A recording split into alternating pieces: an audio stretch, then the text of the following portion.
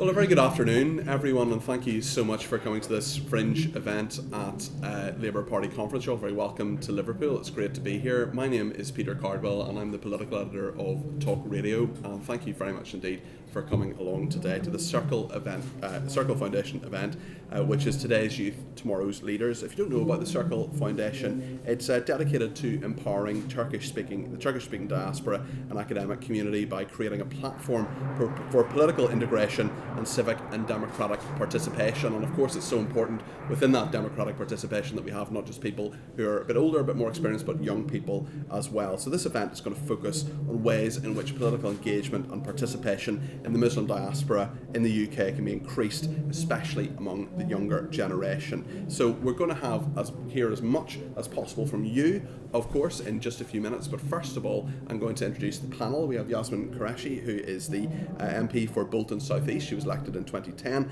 and she is also chair of the Turkish Republic of Northern Cyprus all-party parliamentary group. And then to my left is Attila Houston, who is the executive chairman of the London Turkish Community Association. You're very welcome as well. And Rebecca Deegan is here as well. She's founder and CEO of I Have a Voice. We're going to hear a speech, first of all, from Yasmin. So please welcome Yasmin Qureshi to this event.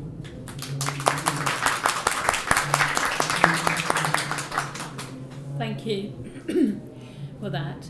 Welcome everyone to the proper first day of the Labour Party conference. And I want to thank the Circle Foundation and its president Ines Guzil for inviting me to today's event on political engagement and participation of the Turkish diaspora and younger generation in the UK. And I'm really looking forward to hearing from my colleague Afzal, who I understand is on his way, and obviously the panel members as well. But I just want to share some opening sort of thoughts. Over the last decade, there's been a lot of concern that young people are turning their back on politics. This comes from the fact that only 44% of young people voted in 2010. Since then, we saw the youthquake in 2017, when Jeremy Corbyn managed to infuse young people, and there was a significant shift. But of course, the problem for Labour was at the same time, there was also a stronger swing to the Tories from former UKIP voters as well.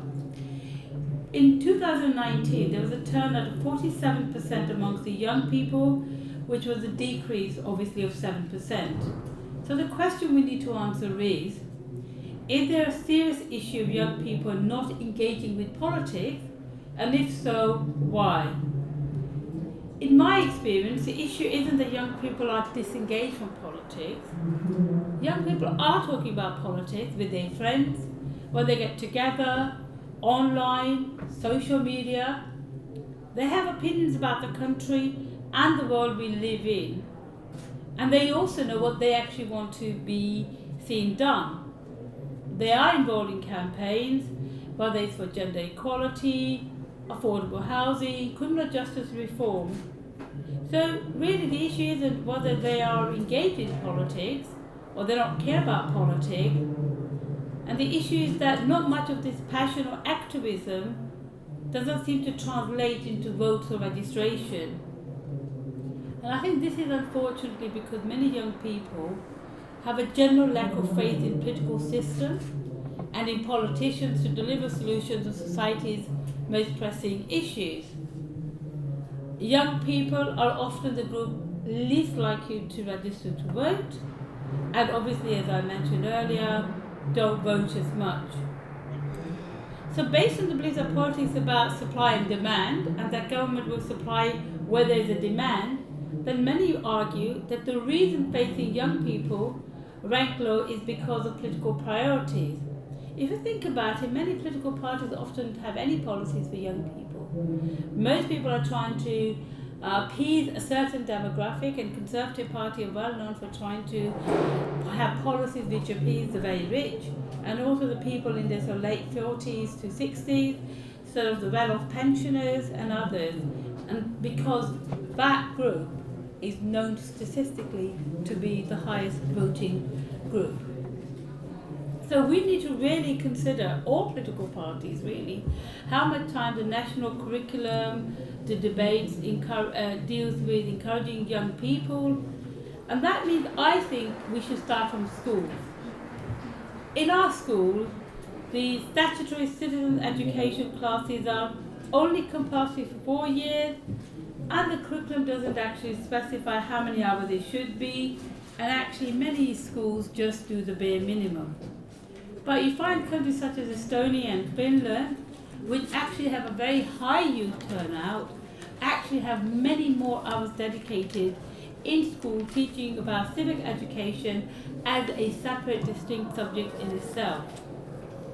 So my point is that we do need to do things to encourage young people so they don't get disconnected from the political system and lose their ability to impact politics through their vote. Now, I, like so many other MPs and others, are always going to schools and colleges and trying to talk to young people and explain to them why they should vote.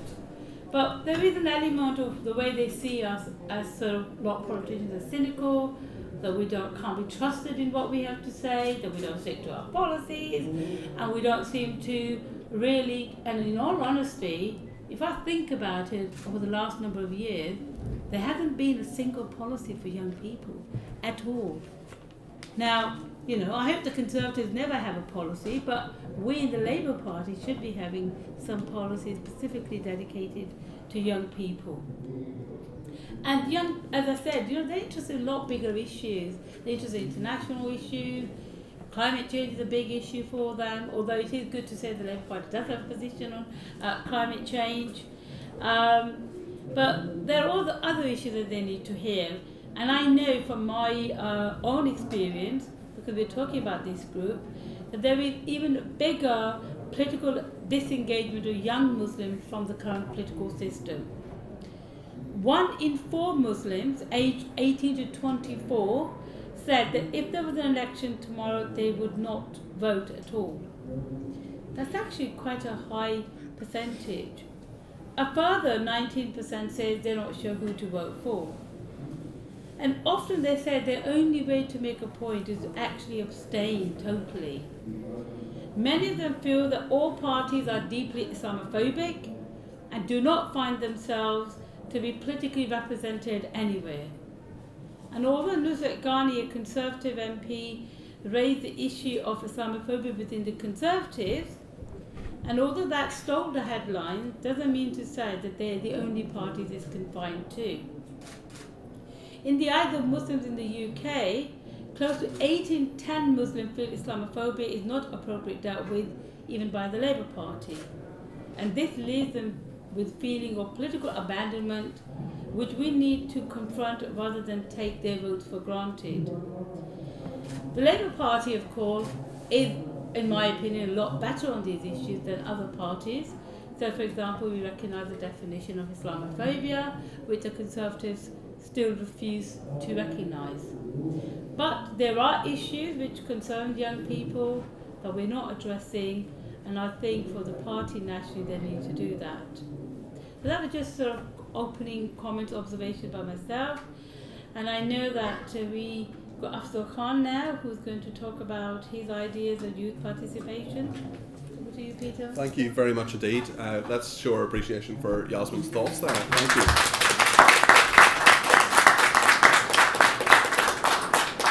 There's an awful lot to think about there, not just in regard to young people, and there's sort of very chunky information there in terms of young people specifically and young Muslims as well, but I think there's a lot for really all of us, even people who are perhaps not so young like me. But I'm delighted that Afzal Khan has joined us. He's the Vice Chair of the Turkey All-Party Parliamentary Group, and he's also the MP for Manchester Gorton. Afzal, would you like to share your thoughts with us now, please? Wonderful. Well, good afternoon to you all. And it's excellent that I'm following Yasmin, who's already done a lot of the groundwork. Someone send her a video. Come on, Yasmin. Look, I'll say a few words. And I think ultimately we've got a great panel here. I want to thank the Circle as well for bringing us all together here. And then I always think the best session is when you open it up. And then you, the audience, can really take us where you want us to deal with, the issues that you want us to deal with. If I have to say about, first of all, the young people themselves, look, young people should be involved It's often, when you talk about politics, people say, oh, it doesn't bother me, I'm not interested. And I always think, well, hold on a minute. How can you not be interested when these politicians will make rules which virtually cover all aspects of your life? Why do you want to leave it to somebody else? And the second thing I would say is, and that bit is this, Martin Shabazz is a civil rights guy who worked in America many decades ago. He said something very interesting. What he said was that if you are not on the dining table, then you are on the menu. So again, not being involved doesn't give you that choice. And the third point I would say is that as young people, it is your future. You are the one who's going to be living the longest as the nature goes. There's a cycle. And again, therefore, you being involved is important. And the fourth point I would simply say is, if we want to see a society which reflects, then that means that we should have people of all ages. That's the only way of being reflective. And again, the systems that we have, sadly, I would say, is it's sort of tilted all towards the more older people. There's nothing wrong with that. They have bags of experience. They have their place. They have their right to be there as well. But I think it's equally important that young people engage. Now then, when you open it up then further into the idea of minorities again, I think this is something opens things up further. One of the great things about Britain is its richness and diversity. And people from all walks of life, from all corners of the world, have made Britain their home. And in that sense, Turkish people are also similar background. That in the 60s onwards, they've been coming here. It's a relatively, I would say, a small community compared with, say, Pakistanis. The Pakistanis are a much bigger number. But nevertheless, it's a sizable number. The people we have in Manchester, my home city, which I represent, the Northwest, or in the whole UK as a whole, about 500,000 Turkish people living here, you have a role. And then from here, I think the key point I would say to you is that what you need to be thinking about is, how do you get engaged? Now, I'm a good example to you. When I was a little younger, I actually never used to participate. And then I spoke to a number of people who sort of encouraged me and said, look, get involved. And I laughed at them. I genuinely laughed at them. And I said, you really are encouraging a person who actually never even votes. And they said, no. You may not vote, but actually it is important. It does affect you. It does affect your family. It does affect your friends. And it does affect your community. And if you are not there, then what you're doing is you are simply relying on someone else to understand your issues. And if you are there yourself, then you don't have to rely on someone else to understand that. You can then say those things and therefore be a better representative. And then I did get involved, and I've never looked back. I started as a councillor, and then I became an executive member. Then I became the first Muslim Lord Mayor of Manchester. I was awarded Mayor of the Year for the country, for the Co-op Bank, for the work I did. And then, guess what? I took on Nick Griffin, the leader of the British National Party, who represented Northwest in the European Parliament. Defeated him. And I'll say something here just to encourage you that actually you can make the difference. Because when that election was taking place in 2014, the BNP sent a leaflet to every house in the Northwest. And you know what the message was? The message was that 8 people are going to be elected in the Northwest to represent in the European Parliament. And the big parties are going to get their people elected, and the last position is going to be between him, Nick Griffin, and a Muslim Labour. That was the language which was used on that leaflet which went to the Northwest. So they were peddling Islamophobia, the hate. Yeah? They thought by playing that card that is between Nick Griffin and a Muslim Labour that they will give them more votes. It didn't work. And on the night I won, I went over to Nick Griffin and I said, this is the message you sent. And the people of the Northwest prefer a Muslim Labour over you. That's the result. So you see, you can make a difference. Again, if I wasn't involved, I wouldn't be elected. If you're not playing football, you don't score a goal. You can clap. That's all you can do. And that is why you need to be involved. And I hope within an event like this, it will encourage some of you to really get involved. I was a lawyer, I was a solicitor, I was a partner. I let go of all that. And all I can tell you is since then, I've been a European Member of Parliament. I became then probably the only Muslim who then also got elected in the British Parliament, doing elected in both parliaments. Again, you see, it's great. I was a shadow immigration minister, then I was a foreign office minister, then I was a deputy leader of the House, and now shadow justice minister. So you see, you can be involved and achieve lots of different things. But the secret is putting yourself forward, being involved. So I hope from today's panel, some of you will be future Afzal Khans. All right? Thank you very much.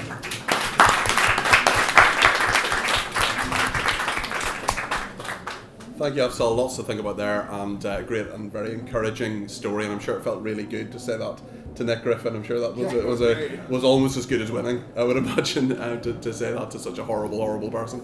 My goodness, well, thank you very much indeed for that. You reminded me actually of the phrase of the great political drama, The West Wing, which I'm sure many people have seen, where President Bartlett says decisions are made by those who show up, which just reminds me exactly of what Afzal was saying. So thank you very much indeed to Yasmin and to Afzal. And now we'll move it to a panel discussion of really everybody who's on the panel. And I just want to hear just a few thoughts for sort of 3 or 4 minutes. First of all, I'll go to Rebecca Deegan, who is the founder and CEO of I Have a Voice. We'll hear from her, then we'll hear from Attila, and then we'll open it up to a discussion of everyone in the room. So Rebecca, if you'd like to just take the microphone there. And Brilliant. Great stuff.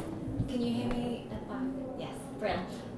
So I Have a Voice is an organisation that equips young people with the tools and confidence to speak up about the issues that really matter to them and their communities.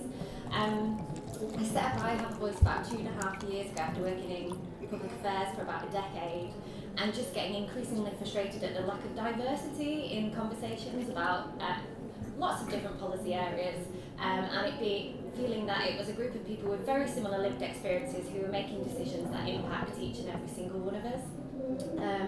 So through I Have a Voice, we tried to reach underrepresented groups to encourage them to get involved in politics, and I think it's working because of our youth ambassador group.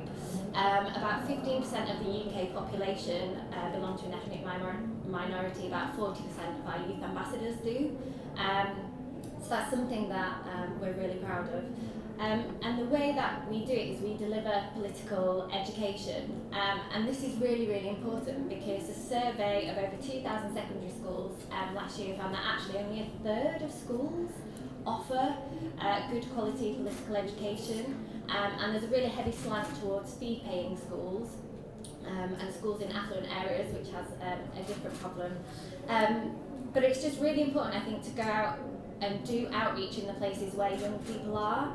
I see too many organisations that are trying to engage young people, expecting young people to come to them. And you're only going to get people who are already in political homes if you do that. You have to go out and go to youth groups, go to schools, go to community centres, and really engage with young people in the places that they're already going to. And it's also really important to let them take the lead. As you were saying, when you first ask young people if they care about politics, they're like, politics isn't for me. But then they're going to say all of the political issues that they're really passionate about. But you have to be willing to go into those conversations and think, I have no idea where this is going to go, which is quite a scary thing to do when you're trying to teach people something. And just let them take the lead, and also not shy away from controversial topics as well, which is really important with young people. I think they're so mature and they are absorbing information from lots of different sources about political issues all of the time, and just creating a space where they can thrash those out and learn from one another is brilliant. I find young people actually much more able to have debates with people that they disagree with and have completely different political views to in a way that perhaps adults can't necessarily do, which is brilliant. And I guess one final thing is representation. It's so great to have more MPs from different backgrounds now than we've ever had before. For the young people, seeing these people that they can emulate and look up to is just so important. And so we try to create opportunities for them to meet with people who look like them, who sound like them, who have similar upbringings to them, to show them that it is possible. And it's amazing how with just a little bit of encouragement, how engaged young people do become in politics, and in everything political. It just needs a little nudge along the way. Great stuff. Thank you very much indeed. That's great.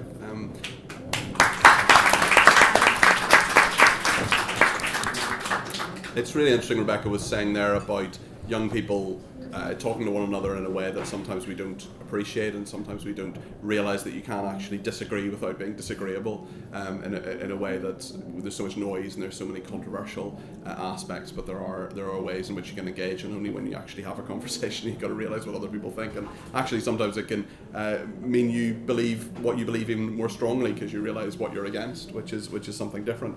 Attila Houston, I'm really glad to welcome him as well. He's Executive Chairman of Luton Turkish Community Association, among many titles I think you have, Attila, so you're very, very welcome, and perhaps you can give us your thoughts over the next 3 or 4 minutes. Yes, of course. Thank you, firstly, MP's Chair.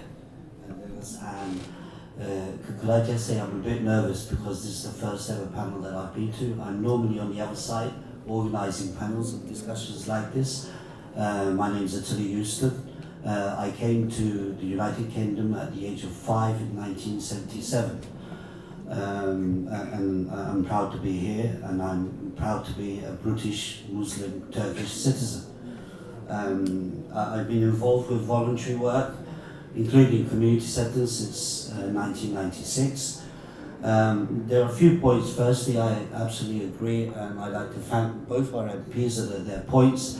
There are very important points. Firstly, that politics is actually a way of life. The politicians, whichever party, determine our education, determine our health, how we drive, how we work, how we live. So it's really important to actually get into politics. The main discussion about youngsters, that's very important, because there's a simple thing is that the young of today is our future of tomorrow. That they are the people who will shape of how Britain, how United Kingdom will actually go about. So it's very, very important that we're having this panel discussion. The fact that ethnic minority groups, including Turkish youngsters, get involved with the political system, I think there needs to be a little bit of change. Firstly, within the MP Qureshi said that the Labour policy on Labour youth and Labour young, how they are involved, how they are actually encouraged, and what activities are there to get them more involved in the political system. I think that there is one issue that the youngsters of today, understanding how actually the political system works in the United Kingdom. Some that are confused may discourage them from actually being members of especially Labour and other parties. What we do as community centres, or what we've done in Luton, firstly, is that we've actually encouraged them in talk sessions in being members, and I can proudly say that in the year between 2018 and 2021, we've had 17 new young members, Labour members, that we've encouraged to be there. Within the Labour youth, I think there has to be some sort of responsibility given to the young, that they have some sort of sense in being within a political group. That's very important. I wish that our MPs are more, as Rebecca said, more visit centres, community centres, talk with youngsters, actually explain them. Because what we've done as a centre itself, when we had an example of a young Turkish lady who was studying international affairs in Warwick University, her last year, she came to me during a summer camp she went to with an MP that you regularly do to the MP, which I think is excellent. That should be, I think, more done for the youngsters. And she came to us and she said, I want to be a candidate as a councillor. So what we did with our connections was that get her involved with a mentor, with a senior councillor, a Labour councillor, that actually mentored her through the application, through the actual decision making and everything, to get her elected. And she really did a term at the age of, I think she was 19. Ayşegül Gül resided for the Labour in Luton councillor. She was very, very good, very successful. But unfortunately she had I think, let's say, other career opportunities in Turkey. But she's in a very, very senior position in Turkey at this time. So that's one example. Yeah, the other example that we do as a community centre is that we do a pen group.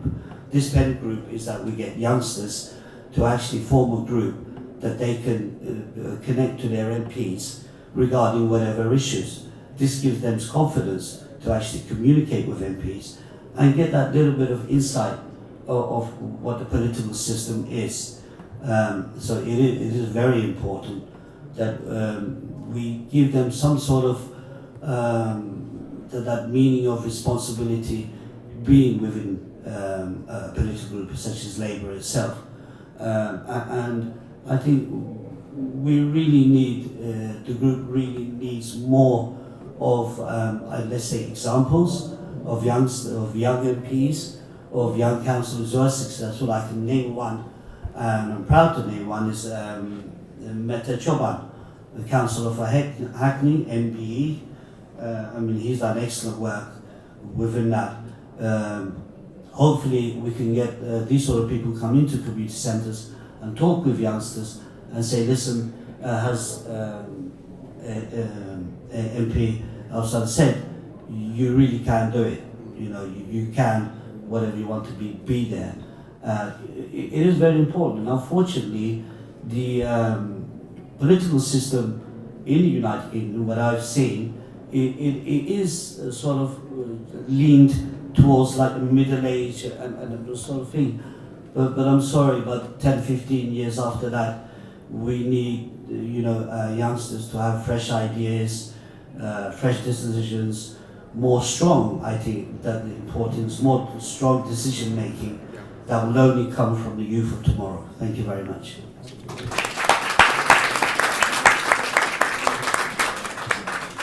Attila, thank you very much indeed. That's great. It's great to hear about the work you're doing in Luton as well. We've got about 25 minutes until 5 o'clock. I know there are other fringes that people will want to go to, and I want to hear as much as possible from people in the audience, but all I would say is please keep your remarks short, please make them questions, and please address them to the whole panel, and I'll see if we can, we'll do you a deal. If you ask short questions, we'll do short answers. So if people could just put up their hands and let us know, and we can take it from there. Then, Yasmin, Qureshi, do you want to answer those 2 points first of all, if you would, please? Yes, I mean, I think there are what you would call local issues, and I think you're talking about the burial issues that tend to be very much in the local. I mean, in Bolton, where I am, we've got probably one of the best set up in the whole of the country in relation to Muslim burial. There's the BCOM, who people contact, they come, take the deceased person. They'll arrange for everything, and just pay your money at the end of it all. I think you're right about the Muslim vote. Historically, Muslims have always virtually, if they bother to vote, tended to vote Labour. Very few of them Conservative voters. And it is true over the years, the Labour Party has not necessarily reached out to that crowd. What I tend to do is, obviously, for my own constituents, I do raise up the issues that they have with the National Party as well as with the government of the day as well. So issues there, because what I know is Palestine, with Kashmir, all those Uyghurs, other issues. And I think MPs need to do that. The party does need to, I think, acknowledge its Muslim voters, and I think the party does need to have more reassurance to the Muslim voters that they have got their back. Because I touched upon Islamophobia, it is a real problem for many, many people. And whilst our party has accepted, for example, the definition of Islamophobia, I think there's a lot more that we can do to reassure the community. Okay, Afzal, would you like to add to that? Well, in essence, look, what you're saying, I acknowledge, and in a way, there's two ways the key bits we need to sort out. So one is the Labour side, and I think in the Labour side, I would say is, look, it's just not enough we simply vote for Labour. I acknowledge everything what Yasmin has said, and I endorse that as well. But the bottom line is, we then need to be more active. We need to be involved in the policy ideas, the manifesto which develops. If you don't do that, well, it's not going to happen. So it's our responsibility still there to be engaged, to make sure the Labour Party does what we need, and that means being on the table. Yeah. And then the second side is the actual things that we need that you talked about, the burial idea, the examples that you gave. Again, you see, if you're engaged, then you do those things. And Yasmin said in Bolton, they've got this sorted out. I can say to you in Manchester, we've got it sorted out as well. So because we have councillors in there who understand this as well, so they can then talk to the director and those in the graves area, the graveyards, etc., and get allocation and then make sure those are open when we need them. And the other things that you need, part of the burial idea, yeah? So it's all about actually engagement, both in the council level and in the party level, to make sure that the things we need are understood. Because if they don't understand it, if you haven't asked for it, well, nothing's going to happen. Yeah. Afzal, thank you. We'll come to you in a second, sir. You're my next person, but Attila, maybe you could give me your thoughts on this one? Yeah, just a quick thought on community sectors and the young people being involved in politics. But this actually, it's like football and grassroots. So my actual thing would be that within wards, within the Labour ward, there has to be a sort of a youth group, but within that youth group, you have to recognise that there should be a chairman, a vice chairman, and sort of a system set up as that is a normal one. I'll give you an idea. We are very, very successful with our community centre because we have a youth group who is very active. The reason why they are active is because we give them responsibilities.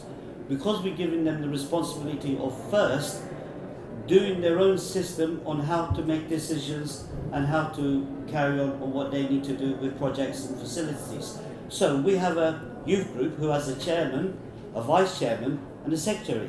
So what I would like to see is within the Labour wards locally, that a youth group should have its own chairman, should have its own secretary within the youth organisation itself. I know that Labour Youth in a much national size has its own chairman and so on, but I would really like to see this in grassroots around the country so that it is multiplies, that they have their own responsibility within that own unit, so they could actually go to their findings of other youth to come into that system within the area they are, which they are responsible. The other thing is, you're a councillor, sorry sister, but are you a councillor? Yeah. Okay, what we need to do as community centres is we would like the council, firstly, to recognise what we do has important services, so therefore that we should get. I know there is sort of budget and funding, but the funding and budget in the United Kingdom for the services that NGOs or community services provide, I'm sorry to say, it is not really enough. We can only do a certain of what we've got. Okay. Thank you. Rebecca. Yeah, sure. Thank you. Yeah, I hear you. It's so much harder than it should be to engage young people with politics, and for me, that's why formal citizenship education is just so important. At the heart of our curriculum, it says that we will equip young people to become active citizens. And yet, like I said before, only a third of schools have good citizenship education. We work with Carlton Academy in Nottingham.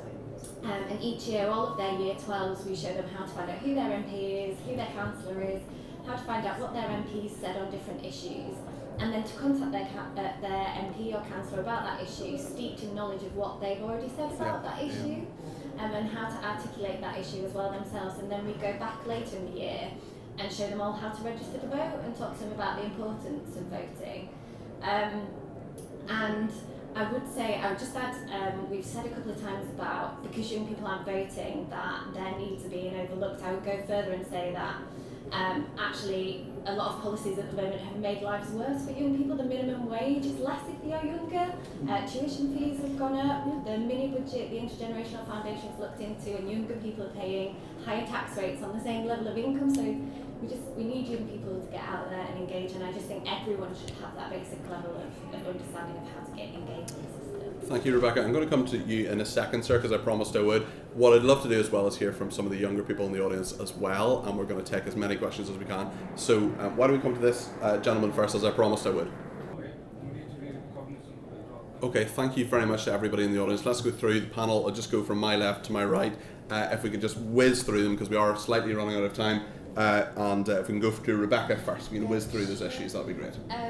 So on knife crime, interestingly, when we work with Carlton Academy, we do a hackathon with them. How would they fix an issue in their area? Sorry. How would they fix an issue in their area? And knife crime is an issue that they choose to fix year on year. And they come up with some amazing ideas, like older students mentoring younger students and walking them home, or doing talks about it with younger students, and not just getting policing, because I know that a lot of schools get policing to talk about it. So one solution could be getting young people involved in those initiatives in the area to tackle knife crime, because they're the ones, you know, being put in those difficult situations. I obviously don't have the power to do that. I just that's something that we've done in Nottingham. On the George Galloway, so I grew up in Ballinsden. My family is still there. Really divisive, a really divisive person. And as someone who grew up in Bradford, like, just gutted that someone like that can, you know, have such an influence in the area. I didn't know that he's having more cut through with, thank you, younger people necessarily.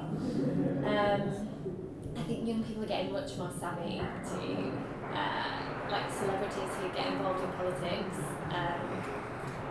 You're frowning, you disagree. We can talk about it later.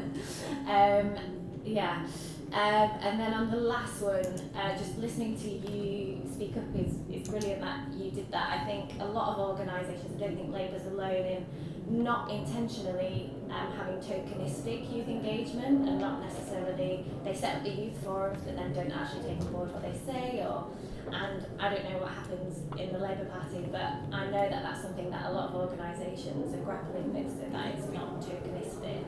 And it is, like, just kudos to you two for coming here and championing your cause today when you've got two MPs who can really take action. And we're going to hear from them in a second. And just to say that the panel, including Rebecca, have all said they're going to hang around for a little while afterwards so we can continue the conversation on George Galloway or indeed any other point, which is very, very kind of them. I know there's a lot of time constraints on everybody at conference. Let's go to Attila now to whiz through those points, if you wouldn't mind. Very quickly, I'm going to say unfortunate, because it is unfortunate that youth gangs and knife crime is not going to go away until we work collectively together. That means everyone from A to Z. That's right from us has been community leaders, councillors, MPs, Lord, right up to the laws, right up to whoever the leaders are. Unless we do a collective sort of thinking, getting around the table, and actually, firstly, acknowledging that our youth of today have problems, that it is only then that we can find solutions. Now, as for Muslim communities, I've said this in local council, local mosque meetings. We have the Luton Council of Mosques and so on.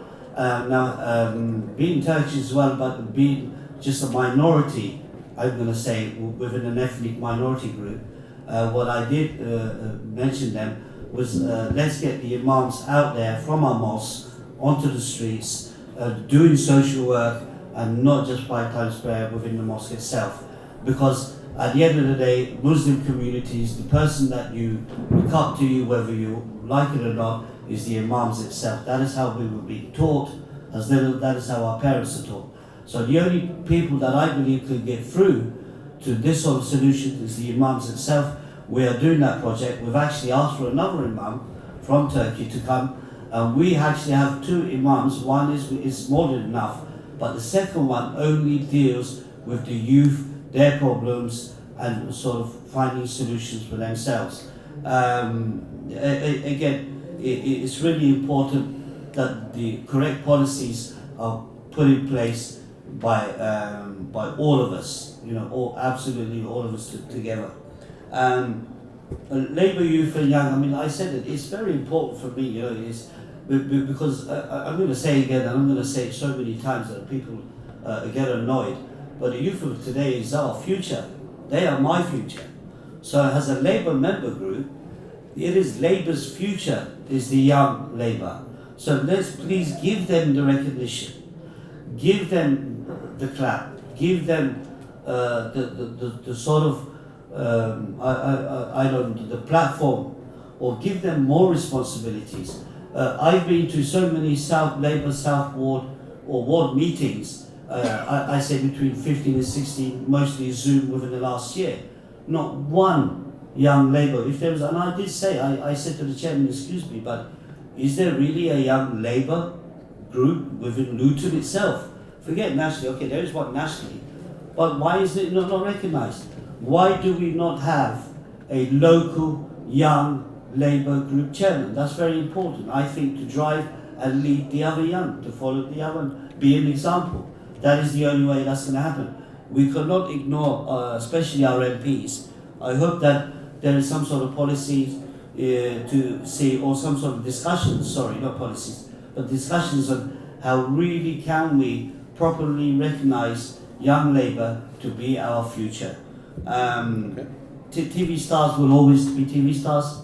I know George Galloway, I've listened to him, but I mean, that's all I can say. He's done a lot of good, has other sort of characters, once they're on TV or anything in the media. Not really want much to say, but they're doing good already. That's fine. All right. Okay, thank you. Thank you very much indeed. Now, final thoughts from Yasmin and Qureshi. So firstly, we know that many young people, if they do vote, do tend to, on the whole, vote Labour. Not always, but a lot of them do.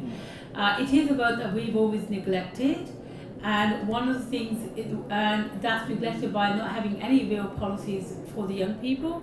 For example, they're leaving universities with massive debts. I think it's something that we should address, and we need to look at. It's good to have Young Labour, and thank you, my Young Labour in Bolton, for all the work that you all do. There's a group of young people who are very active. On the issue of what you talked about, young people getting into criminalities and diverting them away from the justice system, it is fair to say when the Labour government came in 1997, they did spend billions of pounds on that project of trying to get young people diverted away from the criminal justice system. We had more rehabilitation, detoxification centres to take the children, young people away from drug and alcohol addiction, and of course we had the Sure Start programme. So there's a lot of positive things the Labour Party did do for young people and for young families. And you're right, because of all the cutbacks have happened, there's been lack of investment in that. The Labour Party has got to have a position, has got to address that issue. I think we now. One of the young persons talked about using social media. I think it is right. A lot of campaigning now is done through social media, and I think the Labour Party would need to tap into that. And that means getting there's a lot of famous people very sympathetic to the Labour Party. There's no harm in getting those people engaged with the party, putting the party message out, but to bring Labour voters in, but young people. But at the end of the day, we also need to have some really decent policies that would make the young people think this is a party worth voting for. Okay. And Afzal, some final thoughts from you? Yeah, well look, we've had about 4 questions here from foreign policy point, then George Galloway, Labour being hostile from the young man there, and then also about youth alternatives. So let's take a quick one on the youth alternative. The bottom line is you had 12 years of Tory government, cuts every year. All the youth facilities virtually wiped out. In Manchester, 100% is gone. And cuts have consequences. That's the reality. So answer actually is Labour government. Yeah, and we have that responsibility. On other things as a community, what we can do, the mosques and the facilities they can provide, great. And they're doing a great job. Many volunteer organizations are doing a great job. But that's a limit, there's a limit there. Other side actually key is the Labour government. The second bit was about the young man talking about Labour being hostile to youths, etc. And he talked about LMN. I'm the parliamentary chair of LMN. I know what the young man is really getting at and what the issues are. But let me give you something else. We did a report looking at Islamophobia within the Labour Party, the leadership, etc. That's a strong report which came out with strong facts and figures, which was challenging for the whole leadership. But let me also tell you this, leadership accepted it and they've been acting on it. Yeah? They've gone through some of those recommendations, others are being implemented. So let's keep up that work. And the George Galloway, well, let me say this, I'm someone who beat George Galloway. He stood against me in Manchester Gorton. All I can tell you is this, mine was 35,000, his was 2,600. He just about saved his deposit. Whilst I understand his rhetorics about Palestine and about the Muslim community, keep focused on the actions. Once you look at George Galloway's actions, you realize the gap between his rhetoric and actions. And to me, he is a disaster actually. He's not helped us. When he was a Parliament MP, when the votes were taking place on Palestine, he wasn't seen there. And yet he's championing always on the podiums what a brilliant warrior he is for the cause of Palestine. So let us also be very careful. And the second bit I want to attach to this is to do with the social media that we have. People pump out things. You can't even check out if it's true or not. And that has impact on people. Yeah? Foreign policy, I remember the issue about Kashmir and how the Labour had changed the policy. The reality was Labour hadn't changed any policy. We may not like the policy, that could be another argument about it, we can discuss about it. But actually change, nothing had happened. All it was a letter was done, the letter was then distorted and said something else, and then suddenly the whole movement developed. And it took us a year or so to actually manage that then, what actually happened. So let's be a little bit more careful as well. But the key bit is this, which I want to finish off with. And that is really, like Gandhi said, be the change you want to see. And that means being involved. Be involved in politics, be involved in the Labour Party, make that change. And yes, we can then make things better, and we will. And hopefully, next Labour government. Yes, thank you very much. Thanks, Afzal. We're just going to briefly... Yasmin just briefly wants to come back on the George Galloway point, and then we will wrap up. Well, I was going to say, I was quite involved in the Batley's by-election and went there many times and spoke to many people. Yes, it is correct that whilst he managed to persuade some young people to support him, I think it's also fair to say that the narrative has been that, the Muslim community didn't vote for Labour. That's also wrong as well, because they did. But what happened is, and this is what people don't want to talk about, is a lot of UKIPers, those people also voted for Galloway. because he had been a big Brexit man, as you know. He was completely pro it. He hangs on with people like Nigel Farage, he hangs on with people like Steve Bannon, all these right-wing nasties. He hangs around them. He believed in Brexit. Even one of the I think speeches he did, or one meeting he had in Berkeley, was full of all these right-wingers there. So there was a lot of those people who voted it, and yet the narrative is Muslims. I think Muslims still are supporting Labour. It's like sometimes they kind of hold their nose and go and work, but in the end they will work more or less, I think, Labour. But yeah. Thanks, Yasmin. Well, I just want to tell you just before we finish and say thank you to our panel about possibly the youngest person I've ever heard have any interest in politics, and that was my friend's little sister, who was just 5 years old. This was Yasmin, a little girl in Northern Ireland, and her school was closing because it was election day, and she wondered why this was. She didn't quite know what was going on. She wondered what an election is, and she asked my friend, who's about my age, said, "What is this? Why is my school closing?" I said, "There's an election on. What's an election?" And my friend said, "Well, you've got to pick someone to run the schools, you've got to pick someone to run the roads, and you've got to pick someone to run the schools and all of the things that we have in our society." And little Yasmin at 5 years old said, "I hope they don't pick me." Very good, very good. So I just want to say a huge thank you to our MPs, Afzal Khan MP and Yasmin Qureshi MP, and also to Attila Houston, who is from the London Turkish Community Association, and also Rebecca Deegan, who's the founder and CEO of I Have a Voice. Everyone's going to hang around for a few minutes afterwards to have another chat and bit of networking as well. Thank you to you as well. Thanks to our brilliant contributors, and enjoy the rest of conference. Thank you very much.